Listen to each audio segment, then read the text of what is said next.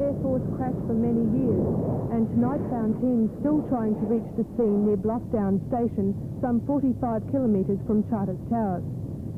Shortly before midday, an Iroquois helicopter, a National Safety Council chopper and a Caribou aircraft were sent to the scene, while any planes in the region were asked to make a search of the area. First pilot to fly over the scene was Ted Allen, who spoke to our news team soon after arriving back at Charters Towers. Did you see the actual crash itself? No, I just saw the smoke. Right, so what happened when you went over to the site? I just circled there for about 40 minutes till the Air Force Caribou and Windgeel arrived on the scene, and they asked me to depart after that. Well, what did the crash site look like? It was just burning. The scrub was burning and couldn't really see much at all. You wouldn't know the difference between that and the bushfires. Were the aircraft very far apart, the wreckage? No, only a few miles, about 3 or 4 miles probably. The area surrounding the crash was completely sealed off from both the land and air, as Air Force authorities said they feared there may be unexploded bombs in the area. The 2 Mirage jets have been taking part in exercises in the Townsville region for the past 2 weeks, carrying out bombing practice at various locations. Late today, their fellow airmen paid a silent tribute to their comrades by leaving 2 empty spaces on the Garbutt airstrip, formerly taken up by the 2 fighter bombers.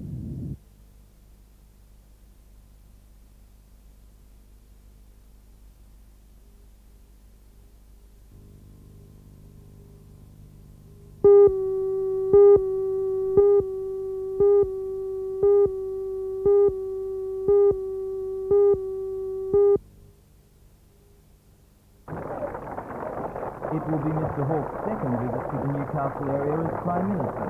Last October, he briefly visited Windale to open the new Lake Macquarie Police Citizens Boys Club. By visiting again, Mr Hawke will become an exception amongst our post-war leaders, who gave the city and surrounding areas only passing attention.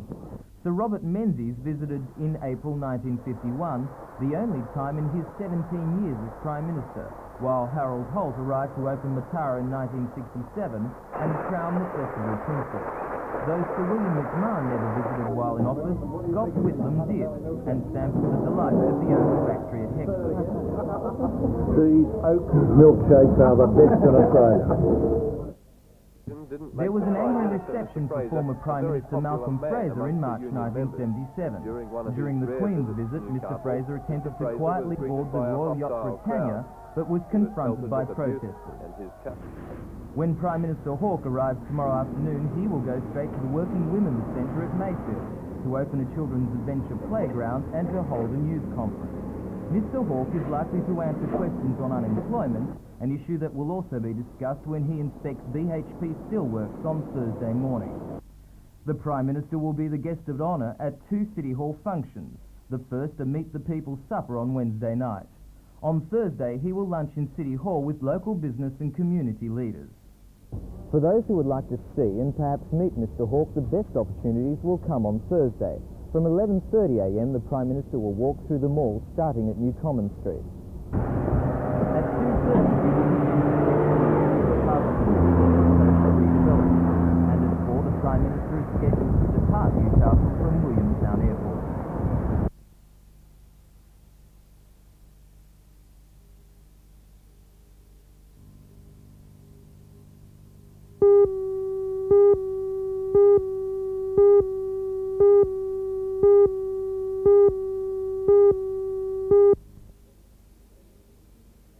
As it's really the children who supply the money for any profits we make, I'd like to call...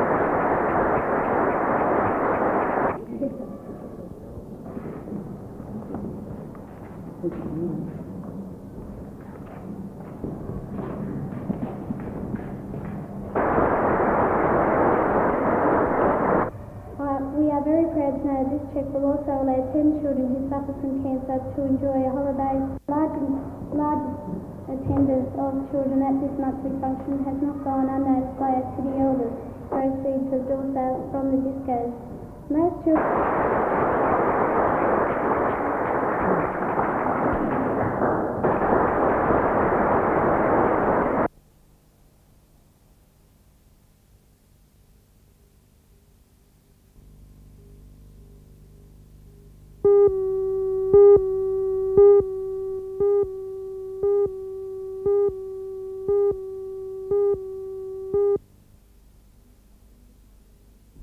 The Newcastle City Council has been toying with the problem of a site for the next dump for some months. Originally, the former Lorna Street tip and the Wallsend brickworks were high on the list of alternatives, but both options were strongly opposed by local residents. Ash Island may just be the solution to Council's problems, as it is only sparsely populated. But the site is not without its drawbacks. The area is subject to flooding, and the Ash Island Bridge would have to be widened to cope with an increased volume of traffic. The Council does not own the island, and before a dump can be established, approval from the Department of Public Works is needed. The proposal is to take a section of Ash Island of 100 hectares, which would carry us through for 20-30 years, make it into a park, so that we would finish up with something very nice, a wetlands area and a reforested park. If we went down to the minister and said we wanted to make a dump, he'd throw us down the stairs. But if we go there to say that we are going to create something and do something right for once, then I'm quite sure that we would get a favourable reply. The City Council has approved plans to relocate the 100-year-old Wallsend railway station to Wallsend High School. A rescission motion aimed at stopping the project was narrowly defeated last night after two citizens' group aldermen voted with Labor. The rescission motion was introduced by Alderman Ian Campbell, who claims any relocation of the decaying building is contrary to the Wallsend Business Centre study, which recommends the establishment of an historic park in Calder Street. However, it has been claimed that that plan will be cancelled if the proposed national highway link to Newcastle goes through the street. At this stage, the relocation is still subject to the approval of a $41,000 community employment grant. The council also decided at last night's meeting to erect pollution warning signs at Merriweather Beach. The decision was taken at the suggestion of Alderman John Geddes, who claims the council has a responsibility to notify people of the potential danger so they can make an informed decision about swimming at the beach. The Lord Mayor, Alderman Joy Cummings, is opposed to the signs. She believes they will drive tourists away from Newcastle.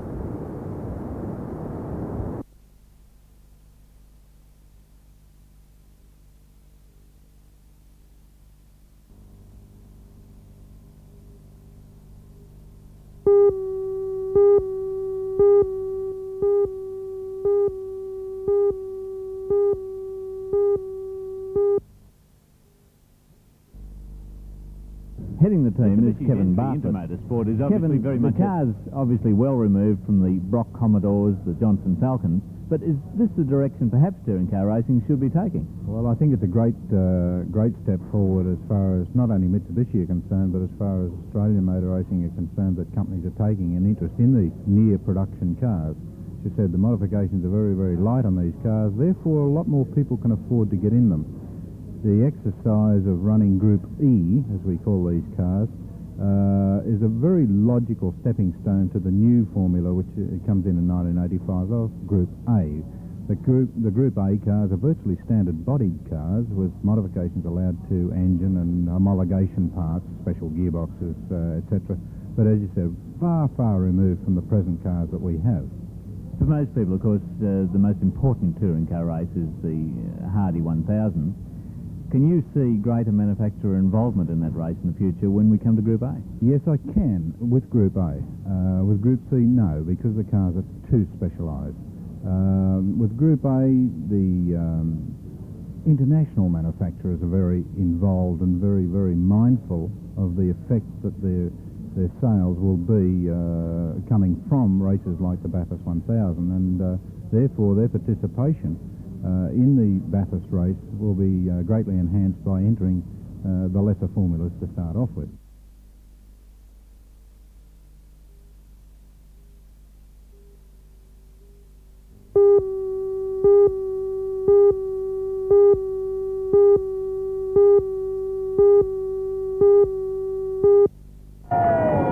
The Prime Minister received an enthusiastic welcome from a small crowd which was gathered in April Street to see his official car pull up just as the Prime Minister.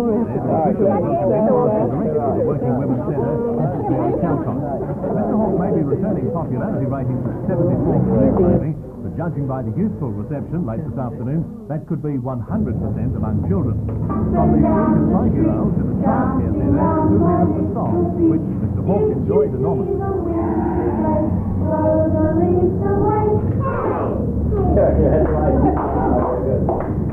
A quick tour of the centre followed. Mr Hawke is well familiar with the operation of this non-profit multi-purpose centre for all women at Mayfield, but it's the first time he's actually seen it. It's been in operation since 1974, providing health services, legal aid, childcare and educational services. Into the backyard, where the Prime Minister was to perform his most important task, to open a new adventure playground. In officially declaring open the adventure playground. Thank you very much indeed. A little trouble with the flag around the and then it was a stampede of children all wanting to be first to express their vote of approval to the nation's leaders. But what we're doing is we've got an inquiry going on now under Mr Peter Kirby to look at all the programs, why, Sweet Pea and all of them, because creating more programs, getting rid of the ones that aren't relevant, and they're ahead of target with getting jobs. Are you happy with that answer? Yes, very happy. Mr Hawke then met the media, which had a variety of questions for him to tackle, from why he's here. To go, you don't simply say, well, we know they're going to vote for us, and so we leave them alone. They are very important to us, and they deserve the continuing interest of our ministry. And indeed, I think I'll be about the 15th Minister, Alan, to come here, which is a stark contrast to our predecessors. To the premature announcement that Advance Australia Fair is to be our official national anthem. We needed, I think, obviously, to do it well before the Olympic Games, because speaking for myself and watching the previous Olympics, I've been rather annoyed that when Australian athletes win a medal, you can't distinguish by way of anthem from the British. And very briefly on the Soviet Union's allegations that an Australian embassy officer in Bangkok was involved in trying to bribe a Russian official. No, it's a concoction, a Russian concoction. And what does he think of being included in the list of the 10 best-dressed men in Australia? My late dear mother would never believe it. And I find it a bit difficult too, but it's... Tonight, Mr Hawke will address the supper gathering at the City Hall. Tomorrow, his busy schedule includes a tour of inspection of the BHP Steelworks, an appearance on 2HD Talkback Radio, meeting the elderly citizens and walking in the Hunter Street Mall. Then it's lunch at City Hall with business and community leaders and an inspection of the harbour foreshore and the planting of a Moreton Bay fig tree, which should be well grown by the bicentenary celebrations. Mr Hawke will leave for Melbourne at 4 o'clock, flying out from Williamtown.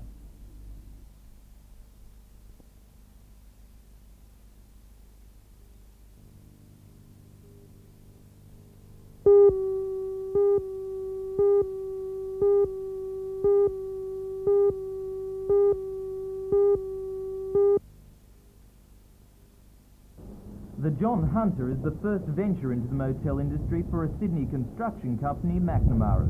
It's the biggest and most luxurious accommodation in Muswellbrook, $1 million being spent on decor alone. Each of the 71 rooms has been extensively outfitted, and the spare-no-expense approach has been carried over to a restaurant and a convention room catering for 140 people. It's hoped that overseas and Australian tourists will be attracted. The company is also aiming at conference and convention markets, and it is with this hope in mind that $4 million has been spent building the motel. Mr McNamara, $4 million is a lot of money to spend in Muswellbrook. Why has your company taken the punt? Well, Muswellbrook is a booming town with the coal and what have you. I have a property at Glen Innes and I travel through this road quite often, and numerous times I've endeavoured to stay in Muswellbrook, Scone or Singleton, been able to find a room. So what better market research can you get than that? Is Australia doing enough to promote tourism? I wouldn't think so. When we've seen the beautiful sights there are to see here, the vineyards, the coal mines, and I don't know of anybody that's doing anything about it. Mr McNamara's comments were backed up by the guest speaker at lunch, Bill Peach. The travel expert said Australia was much admired overseas for its beauty and friendly people. What was not admired, he warned, was our poor standards of service and accommodation.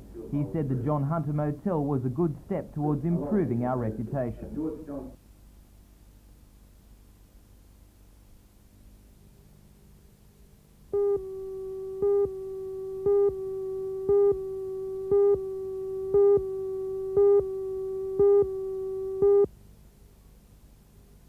While meeting with the business and industry leaders, Mr Howard took the opportunity to slam the government on its wages policy.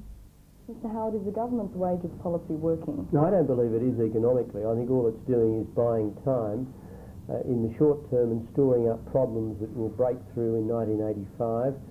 Almost all of the economic improvement this year has been the result of the breaking of the drought and the beneficial effects of the last government's wages clause, which of course Mr Hawke opposed when he was in opposition. And when those two things have worked their way out of the economy, I think the economic improvement will fizzle out. What do you see as the effects of the latest 4.1% wage increase? Well, from an employment point of view, very bad. We have not restored our profitability and our competitiveness enough to justify full wage indexation, and the consequence of that must be to reduce the prospects of those who are now out of work gaining employment.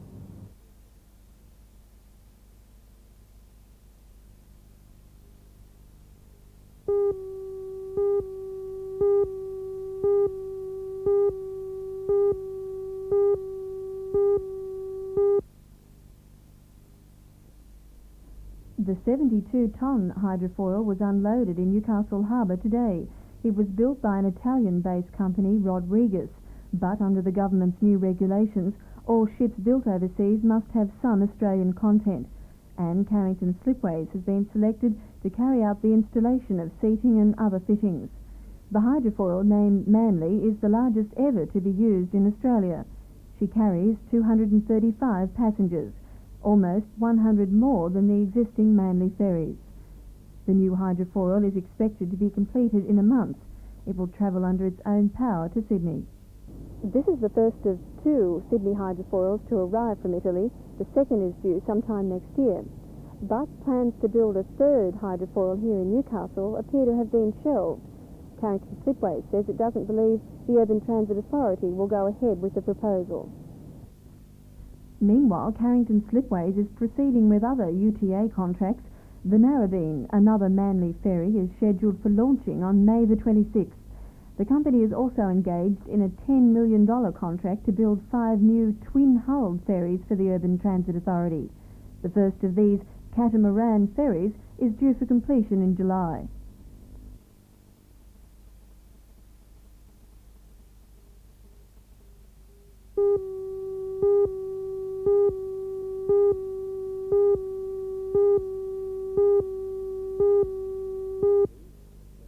These generally are recoverable. Royal Newcastle Hospital, Dr. Tui, expressed hope yesterday that the Lord Mayor's condition would improve with time. However, he says it is too early to determine if Alderman Cummings will make a complete recovery. Meanwhile, the Deputy Lord Mayor, Alderman John Geddes, has assumed the duties of Chief Executive Officer of the Council. At this stage, it is uncertain whether or not the Lord Mayor will be able to return to her normal duties. Hospital staff says she needs plenty of rest, and it is expected that a further report on her condition will be made soon. If she cannot return to work, an extraordinary Lord Mayoral election will be called, as well as one some problems. It's a very delicate situation. Every idea we get, everyone knows about it.